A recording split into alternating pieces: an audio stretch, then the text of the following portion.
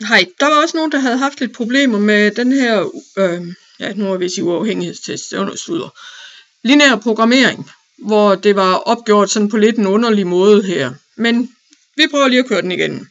Så punkt 1, det er altså at sige, jamen, vi skal lige have, og nu skal jeg lige ramme det rigtige sted at skrive. Så kom så her.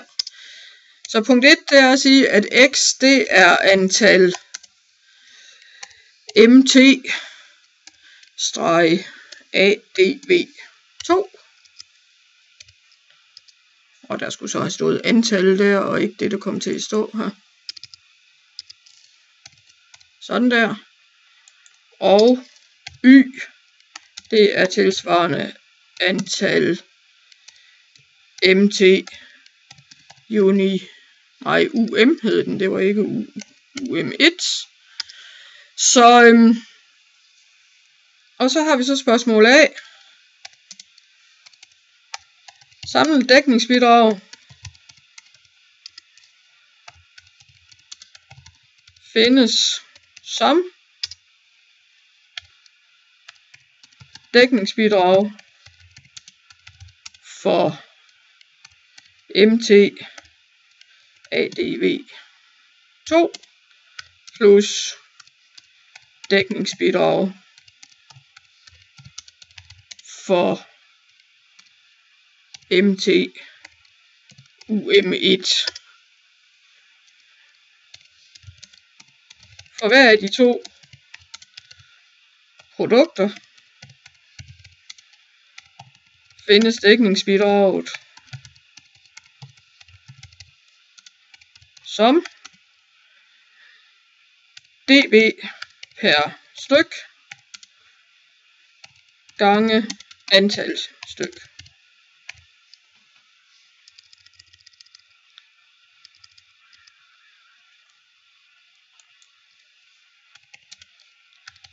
dB per styk gange antal styk. Derved fås et samlet dækningsbidrag på f af x, y lige med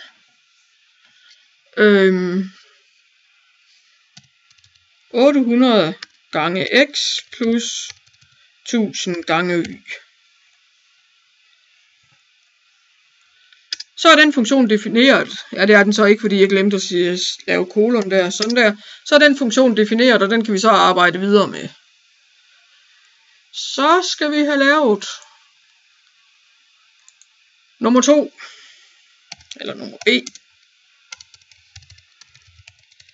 Bestemmelse af optimal produktionssammensætning.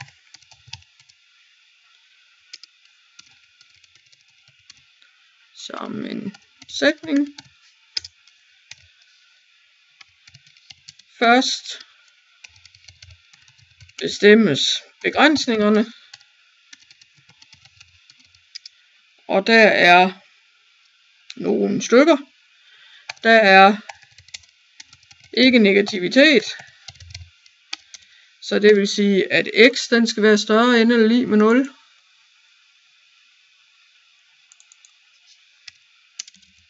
Y skal være større end eller lig med 0. Så var der noget max afsætning, som gjorde, at x den skulle være mindre end eller lig med 200.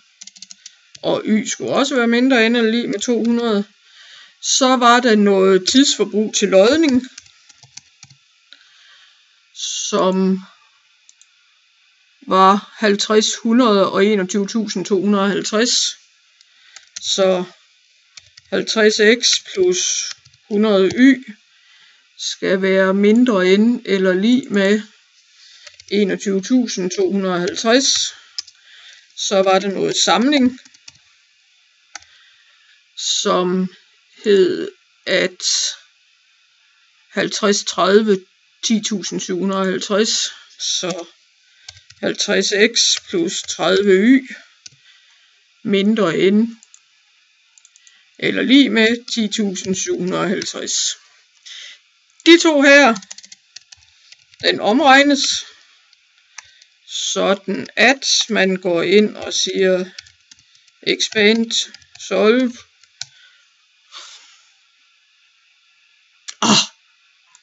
Min computer vil ikke være ordentlig. Eller også så er det mine pølsefingre, der sidder forkert.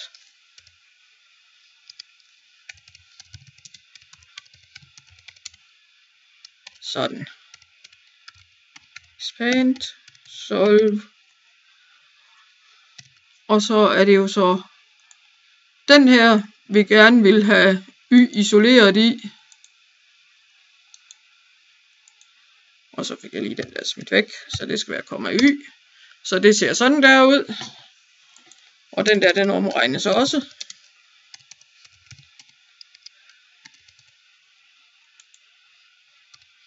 Og det er jo så i virkeligheden det samme, jeg skal have fat i.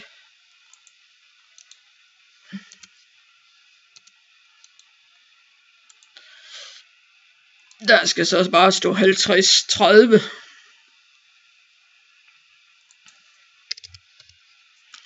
Og så de der 10.750.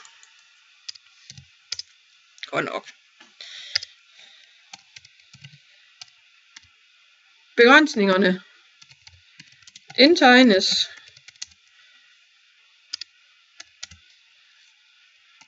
Herved fremstår polygonområdet som det hvide område i koordinatsystemet.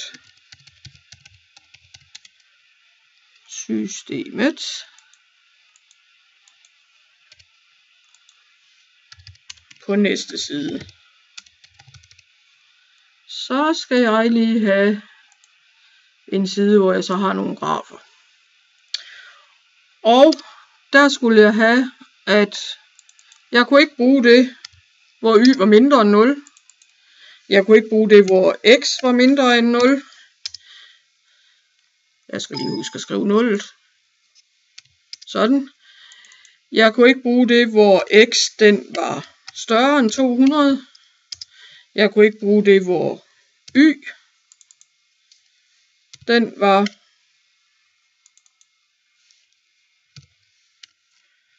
større end 200.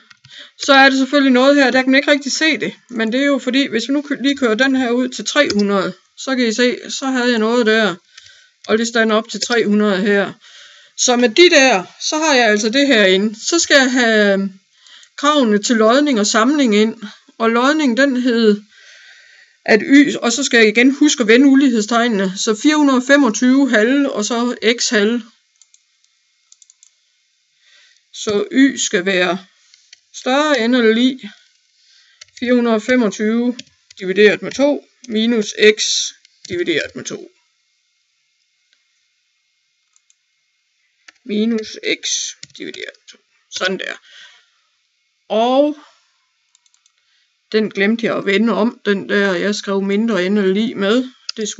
Den skulle vendes om, så det skulle så være større end eller lig med. Sådan der. Sådan der, og så kan I så se, så får jeg kappet det hjørne herovre bag. Så mangler jeg den med samling, der hed 1075 divideret med 3 minus 5x divideret med 3. Så y skal være større end eller lig med 1075 divideret med 3 minus 5x divideret med 3. Minus 5x divideret med 3, sådan der. Og så ryger det der ud også. Så det vil så sige, at mit mulige område, det er så det her. Så mine mulige optimalpunkter, det er så det punkt her, det punkt her, det punkt her, det punkt der og det punkt der. Og du sidder lige i vejen, så du skal lige derop. Så vi skal lige have undersøgt grafer. Skæringspunkt mellem den der og den der. Og det er jo så 0,200 der ligger der. Så skal vi have skæringspunkt mellem den der og den der. Det er der. Så det er 125,200. Så har vi et, der ligger herude.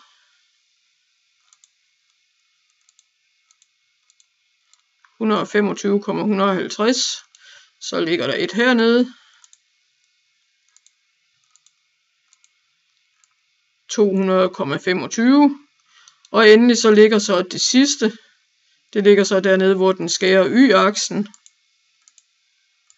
Så den har jeg der, den hedder 200,0.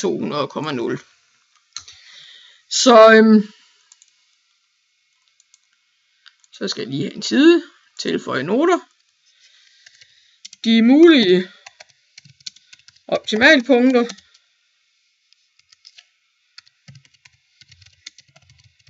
findes som hjørnepunkterne i polygonområdet.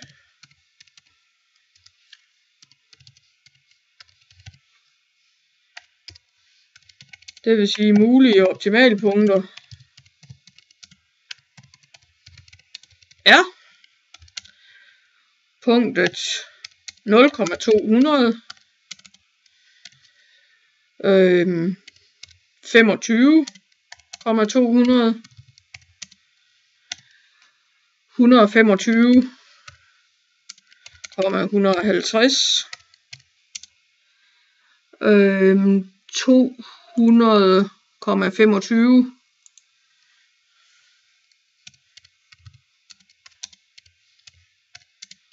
og den sidste 200,0.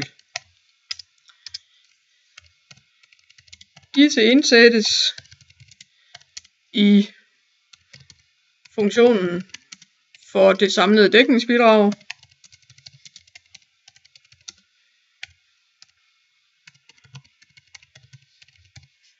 Og det så er, det er, hvis jeg så lige laver sådan et matematikfelt, og så laver imellem sådan nogle der, sådan nogle tuberparenteser, og så siger 0,200, f af 25,200, f af 125,150, f af 200,25, og så endelig den sidste, f af 200,0.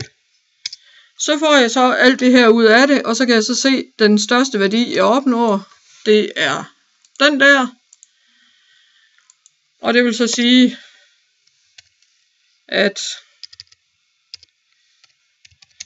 som det ses af værdierne for det samlede dækningsbidrag, så opnås det størst mulige samlede dækningsbidrag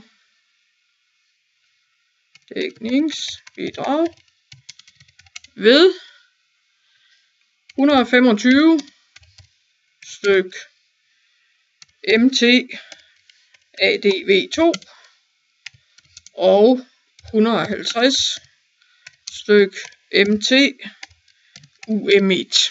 Og så, det der M skulle vist være stort, UM1. Og så er opgaven løst, og vi har svaret på præcis det, der blev bedt om.